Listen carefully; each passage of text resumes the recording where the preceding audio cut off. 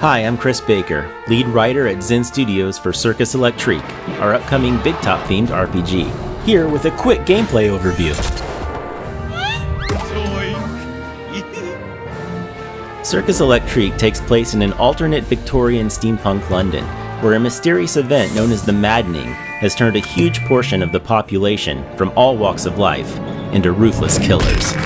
Yet somehow, the Maddening has had no effect on performers from the Circus Electrique, and their unique talents are pretty much the only hope for saving the city, maybe even the world.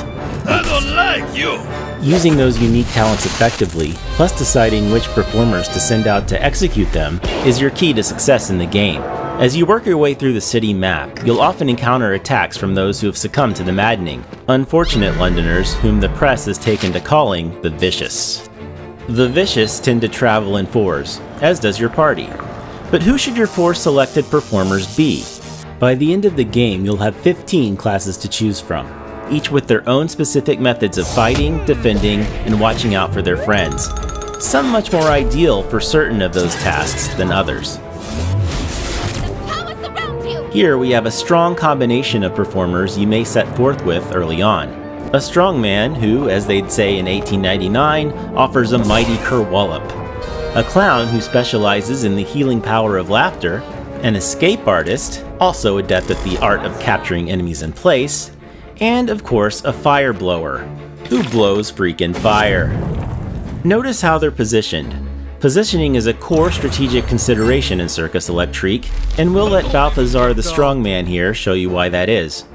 As you can see from the dots right here, Balthazar quite likes it here in the first position, and all but 2 of his skills can be used here. He can only use his Spinebreaker attack here in the first position, or in position 2. And if he lands it, which is not a sure thing, mind you, it'll need some crippling damage to one opponent. But what if it makes more sense for him to be able to put the hurt on multiple enemies in one move, if for substantially less damage? His Boomerang skill can do that, but he'll need to move back to position 3 or 4 to use it. It may cost you a couple turns to move Balthazar to position 3 from the front, but maybe it's worth it. Or maybe it's not. Such moments of strategy are entirely up to you as the player. You're very flammable! Certain character types have skills that can rapidly affect positioning, both within your party and against the Vicious. Positioning is part of your enemy's effectiveness too, after all. Another thing to consider is the devotion level of a performer, which more or less equates to the character's morale. If they're feeling devoted, their attacks will land more often and strike harder. Nice and heavy! See that electrical effect? It intensifies the more devoted your character is. If they're grumpy though, you'll need to cheer them up through other actions, such as using specific devotion-related skills or devotion-enhancing items, like that brand new tasty beverage known as cola. Better than a bandage. Otherwise, you're not going to be too happy with their results. If they get too depressed, they may have completely had it with you and choose to leave the circus altogether.